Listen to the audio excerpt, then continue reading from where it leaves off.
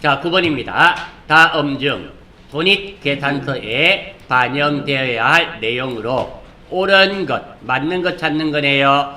자, 손익계산서에는 무엇과 무엇이 나타납니까? 손익계산서에는 비용과 수익이 나타나죠. 맞나요? 그러니까 손익계산서에 반영되어야 할 내용이니까 이 네 가지 중에서 한 가지는 손익계산서 계정이고 나머지 세 개는 손익계산서가 아니라 재무상태표에 관련된 것임을 알 수 있습니다.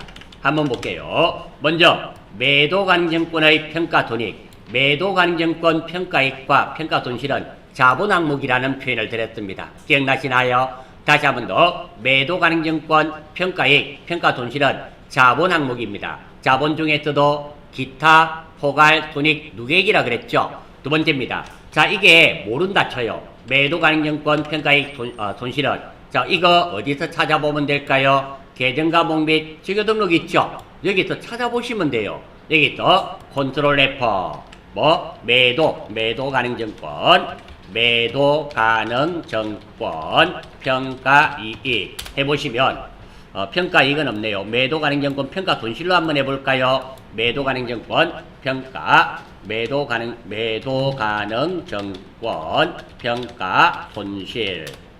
이것도 없네요.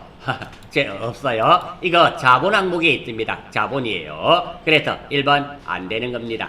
2번 한번 볼게요. 유형자산에 대한 감가상각비. 우리 왜 차량 운반구 실무에도 나오잖아요. 감가상각비. 한번 해보겠습니다. 어디에서? 계정과목 및 주거등록에서 컨트롤 F. 감가상각비. 자, 찾아졌네요. 500번 때는 안 씁니다. 우리 FAT 1급에 때는 500번 때 안 쓰고요. 818번이죠. 800번 때가 다 무엇이라 그랬습니까? 판매비와 관리비라는 표현을 드렸습니다. 맞나요?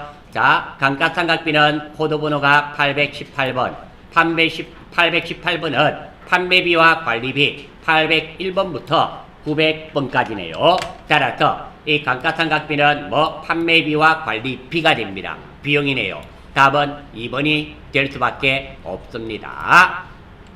그래서 이거의 답은 2번이 되겠네요. 1번은 자본입니다. 자본이라서 안 돼요. 3번 특허권을 취득하기 위해 지급한 금액, 무엇을 사면서 들어가는 부대비용은 타는 것 가격 안에 포함시킵니다. 즉 이것은 어디에 포함이 됩니까? 특허권이 되겠죠. 특허권이 되고 권리는 무형자산입니다. 3번은 자산이네요. 4번 취득 재비용을 포함한 건물의 취득원가. 자, 그러니까 건물 사면서 들어간 부대비용을 말하죠. 따라서 이거의 4번의 계정과목은 무엇이 될까요? 건물이 되며 건물은 유형자산입니다. 따라서 1번은 자본, 3번과 4번은 자산입니다. 답은 판매비와 관리비인 감가상각비가 되겠네요. 자, 9번 이렇게 정리하고 넘어가도 될까요? 자, 다음 10번 한번 보겠어요. 당기에 지출한 자료가 다음과 같을 때 판매비와 관리비는 얼마인가? 이거 너무 좋습니다.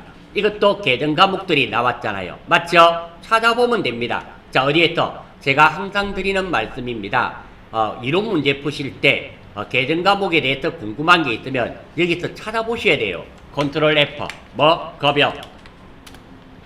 급여, 우리 800번 때 쓴댔죠? 이런 나머지는 안 씁니다. 자, 600 안 쓰고요. 700 안 쓰고, 801번이 급여죠. 801번이네요. 여기에 보니까 801번 급여 나왔죠? 800번 때는 다들 판매비와 관리비입니다.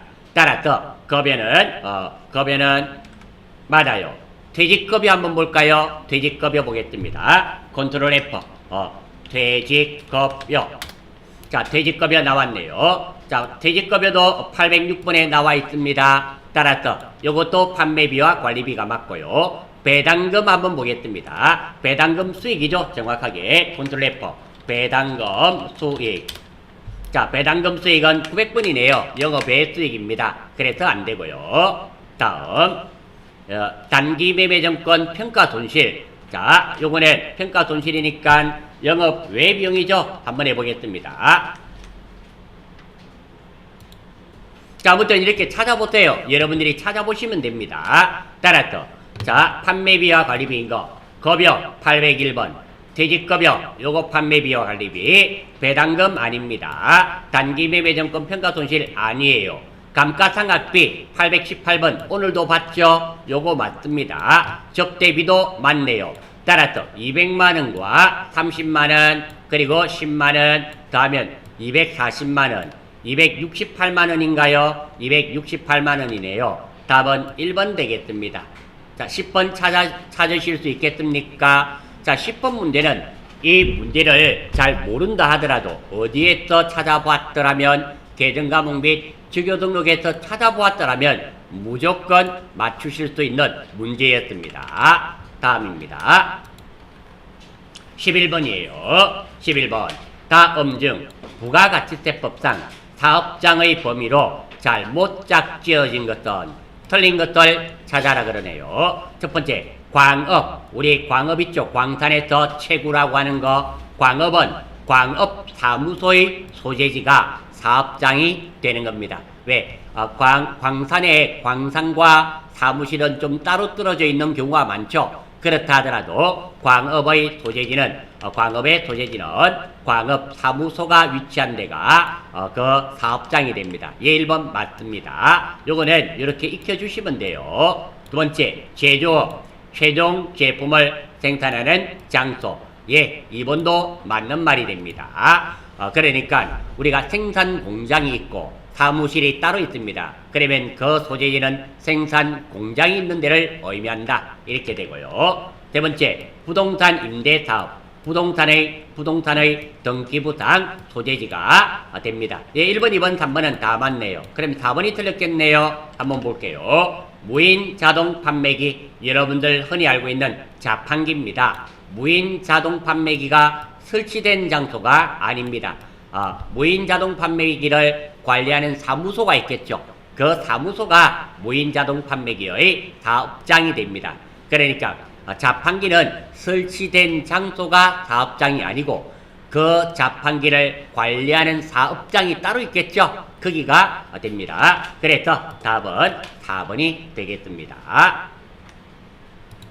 자, 12번 한번 보겠어요. 다음 중 부가가치세 면세 대상 재화 또는 용역에 해당하는 것은, 그러니까 보기 4개 중에서 3개는 과세인데 1개는 면세입니다. 일단 우리가 언뜻 보더라도 자, 어떤 거 2번과 3번은 과세가 되네요. 왜? 2번 우등 고속버스 이거 불공입니다. 매입세 공제 안 돼요. 그리고 KTX 항공권 이거 매입세 공제 안 된다 그랬죠. 불공이란 말은 부가세를 낸다 안 낸다? 부가세를 낸다는 뜻입니다. 그러니까 요거는 과세요. 다들 면세가 아닙니다. 자, 그리고 답은 3번이네요. 요거 애기 기저귀 있죠? 기저귀는 면세입니다. 답은 3번이 되고요. 다음 생수 있죠? 생수도 과세입니다. 여러분들 마트에서 생수 사 먹는 거 있죠? 그거는 과세요. 하지만 생수 말고 여러분 수돗물 아시죠? 수돗물. 예, 수돗물은 면세예요. 생수는 과세지만 수돗물은 면세가 됩니다. 이것은 면세요. 생수와 수돗물은 다르죠? 다릅니다. 그래서 생수가 생각보다 좀 비싸죠. 사실 생각보다 비싼 게 아니라 동남아죠. 주로 동남아 쪽으로는 물값이 엄청 싼 편이죠. 유럽이나 이런 데는 물에 석회 성분이 많아요. 물값이 엄청 비싸죠.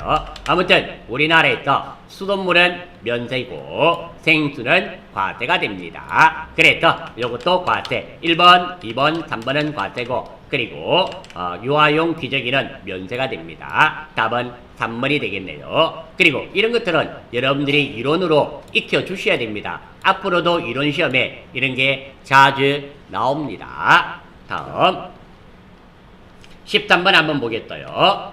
다음 중 부가가치세 과세 표준에서 공제하지 않는 것은 무엇이게? 자, 과세 표준이 무엇일까요? 팔고 부가세 받은 거 있죠? 판 거 말합니다. 매출에서 공제란 말은 빼주지 않는 거. 그러니까 3개는 빼주는데 1개는 매출액에서 안 빼주는 게 있단 말입니다. 한번 봐요. 첫 번째, 요거 4번 매출 할인. 팔았는데 100만원짜리 팔았는데 10만원 깎아달래서 깎아줬습니다. 그러면 나는 100만 원에 대해서 부가세 10만 원을 내야 될까요? 90만 원에 대해서 9만 원을 부가세 내는 게 맞을까요? 90만 원이죠. 따라서 이거는 빼주는 거 맞습니다. 이해되십니까? 다음 매출 애누리도 마찬가지입니다. 내가 100만 원치 팔았는데 물건이 10만 원치 파괴되었습니다. 파손되었어요. 그러면 그 사람한테 돈을 얼마 받을까요? 90만 원. 그러면 내가 10만 원을 부가세 내야 될까요? 9만 원만 부가세 내면 될까요? 당연히 9만 원만 내면 되겠죠? 그러니까 이거 두 개는 빼줘야 되는 거 맞습니다. 다음 이것도 한번 보세요. 환입된 재화의 가액. 내가 100만 원치 팔았는데 못 팔겠다면서 30만 원치 돌려줬습니다. 내가 돌려받았습니다. 그럼 100만 원에 대해서 부가세를 납부해야 될까요? 30만 원 빼고 70만 원에 대해서 부가세를 납부해야 될까요? 70만 원에 10%인 7만 원을 납부해야 되겠죠?